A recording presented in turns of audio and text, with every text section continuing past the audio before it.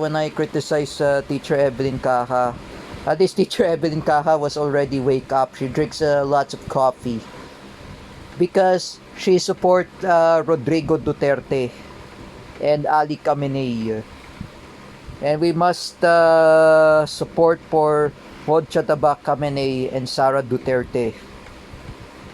And remember that Bongbong Marcos and Benjamin Netanyahu, Jonathan Netanyahu, and Ferdinand E. Marcos Sr. are assholes. They are bangag. They are drug addict. That's why. Just remember, guys, nobody to support Bongbong Marcos and Benjamin Netanyahu.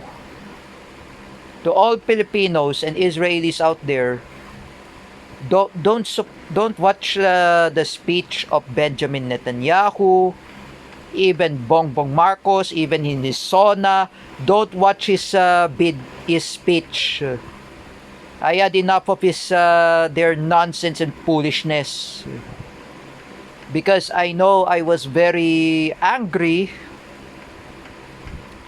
at the Marcoses and Netanyahu. They are corrupt. At least Teacher Evelyn Caja listen to Rowena Guanzon. Rowena Guanzon is a party list in the P3PWD party list. She's running for the Congress and she lost. Perhaps let's vote for Rowena Guanzon for senator in 2028. And I hope there will be no Marcoses. That's why Rowena Guanzon says Bongbong Marcos and Benjamin Netanyahu are drug addict.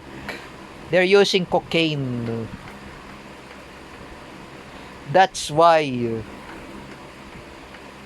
they are bangag. That's what I said before.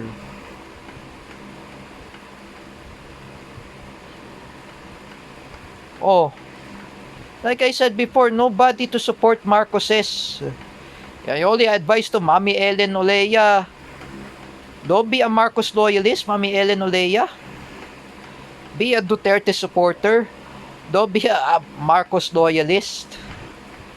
Like I said before, if you listen to my nephew Miggy Dabitag, look at Benjamin Netanyahu and Ferdinand E. Marcos Sr., they killed thousands of Bangsamoro and the Palestinians, according by Amnesty International. Even Bongbong Marcos and Isaac Herzog are criminals. Is this what the ticket is to all Filipinos and Israelis? If for example, if the new Israeli president Mansour Abbas and the Prime Minister of Israel is Ehud Olmert, it will be happen in Israel. What will be happen in the Philippines? If Sara Duterte will become a president of the Philippines, what will be happen if Rodrigo Duterte will be vice president of the Philippines, or even Bongo, that will be happen in the Philippines. To all Filipinos and Israelis out there, don't support Ferdinand E. Marcos Sr., Isaac Herzog, Benjamin Netanyahu, even Bongbong Marcos. They are criminals. Even the PCMC that was created by Marcoses, it's a corrupt by Ferdinand E. Marcos Sr. Philippine Heart Center, corrupt. Other by Ferdinand E. Marcos Sr., corrupt. Even that